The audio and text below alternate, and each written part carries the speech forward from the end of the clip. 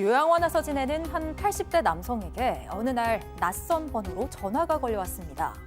그런데 통화를 나누던 중 깜짝 놀랄 소식을 듣게 되는데요. 사용하지도 않은 카드가 연체가 됐단 겁니다. 순간 보이스피싱을 의심한 남성. 하지만 진짜 범인은 따로 있었는데요. 도대체 무슨 일이 있었던 걸까요? 자, 오늘은 말이죠. 진짜 그야말로 등잔 밑이 어둡다는 속담이 딱 들어맞는 사방 가족분의 제보네요. 네, 오늘의 제보자는 50대 장남이신데요. 80대 아버님께서는 건강이 좋지 않아서 4년 전부터 요양원에 계십니다. 그런데 하루 어떤 카드 회사에서 요양원에 계신 아버지께 전화가 왔어요. 예. 카드 대금이 연체됐습니다. 빨리 내라는 독촉 전화였어요. 어이? 아버지께서는 요양원에서 카드 쓸 일 전혀 없으신데 너무 이상해서 보이스피싱이구나라는 생각을 했어요.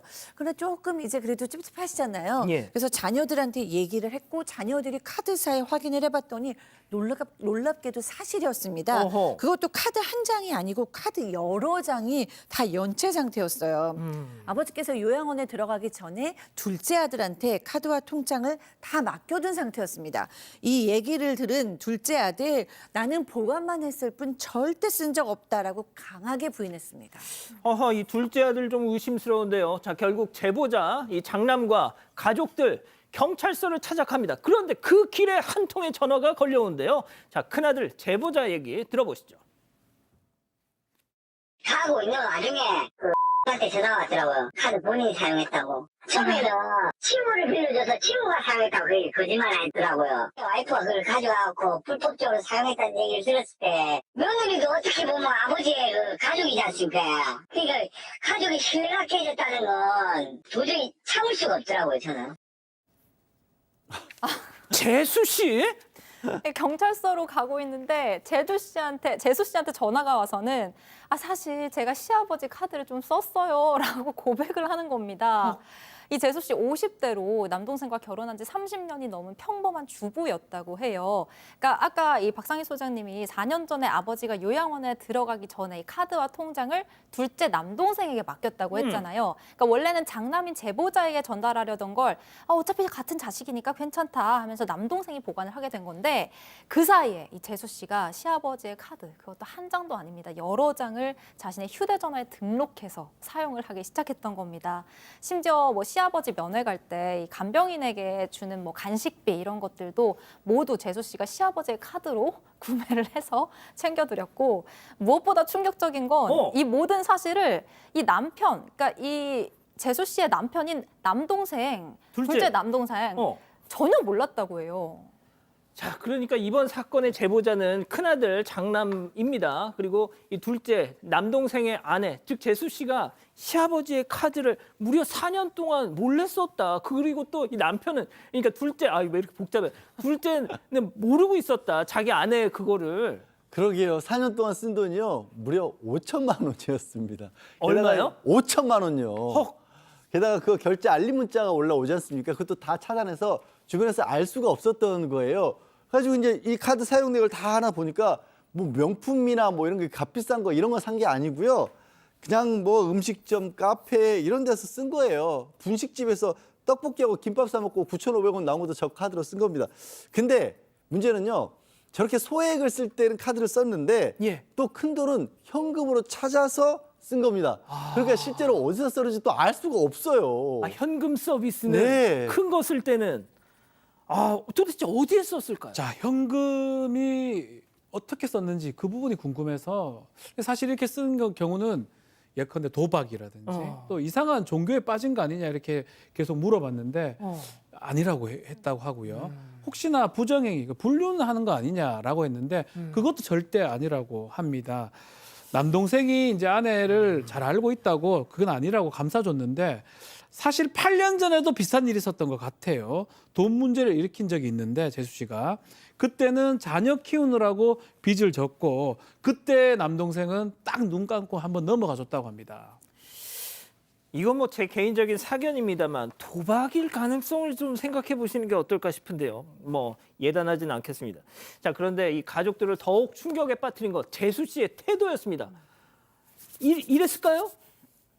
직접 들어보시죠. 그런 생각하면서 아버님이나 어머니한테 섭섭했던 부분. 자기 카드 쓴 거에 대한 반성을 해야 되는데 자기가 섭섭한 거에 대해서 막 불평 불만만 얘기를 하는 거예요. 어머니 아버지는 이 건에 대한 잘못을 본인이 뉘우치지 못하고 있다 이거예요. 그러니까 이제 자기 잘못은 항상 없고 왜 자기를 구박하냐는 식의 싸우자는 식의 말투로 계속 대꾸를 했다고 하더라고요. 그러니까 이거네요. 내가 그냥 시집살이를 얼마나 했는데 나 이 정도 쓸 자격 있어. 약간 이런 느낌? 약간이 아니라 정확한 것 같습니다. 아니 뭐 태도가 완전 적반하장이에요. 부모님 앞에서 아버님도 예전에 돈 문제 일으킨 적 있잖아요. 왜 저한테만 그러세요? 억울하다고 화를 내질 않나. 이 급기야는 어머님 아버님 예전에 저 힘들게 하셨잖아요. 앵커 말처럼 기억도 가물가물한 과거 일들을 꺼내면서 그때 정말 섭섭했다. 이런 얘기까지 했습니다.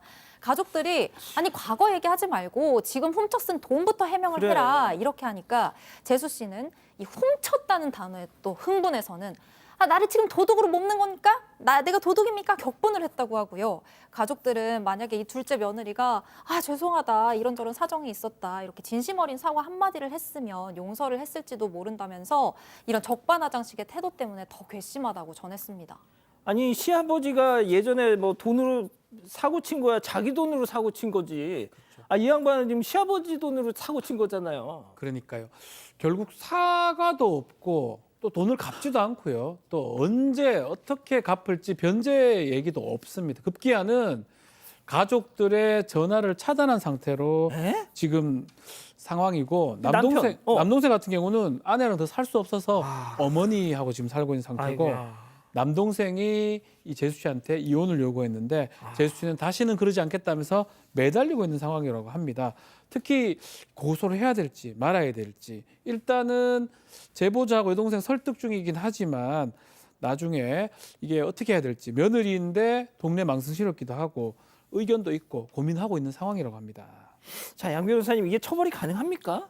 처벌 가능합니다. 이게 그냥 단순하게 경제범죄 예를 들어 절도만 가지고 하면 지금 물론 헌법 불합치가 인해서 국회에서 법을 바꿔야 되긴 하지만 친족상돌의 적용 가능성이 있었거든요. 근데 신용카드잖아요. 신용카드를 쓰게 되면 피해자가 카드 회사가 됩니다.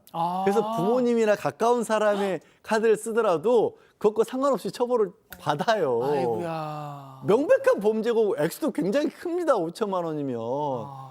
근데 이거 정말 이게 지금 저도 고민하고 있는 게 계속해서 이렇게 고집을 피울 경우에 이혼 사유로도 충분히 가능할 것 같거든요. 가족 간에 부부의 신뢰도 완전히 깨져버린 것이고 가족에 대한 신뢰도 깨졌기 때문에 아주 반성하는 모습을 빨리 보여야 살 길입니다. 이거.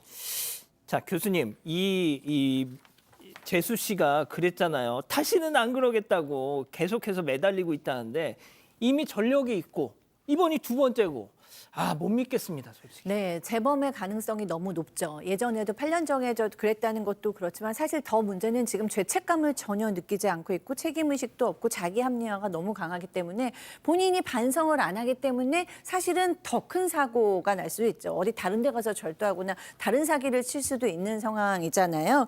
근데 더 중요한 건 어쨌든 이 가정도 있고 남편도 이제 당장 이혼을 하자니 마음 좀 아프실 수도 있고 이러니까 도대체 왜 이런 일을 했는지는 좀 원인은 알아보셔야 될 것 같아요. 앵커께서 얘기하신 것처럼 어떤 중독의 문제인지 아니면 또 이제 정신 건강이나 정서의 문제가 있어서 뭐 우울증이 있거나 이럴 때도 이런 일이 또 일어날 수도 있으니까 정확하게 원인을 파악해서 이해가 좀 되고 치료를 하거나 보살핌이 좀 필요한 상황이라면 책임은 지게 하되 보살핌 이제 좀 치료도 받게 되고 그게 아니라면 이혼을 하시든지 이제 뭐 고발을 하시든지 해야겠죠. 정확하게 본인이 책임을 지게 하고 제재를 주시는 거지 본인을 위해서도 가정을 위해서도 필요할 것 같습니다.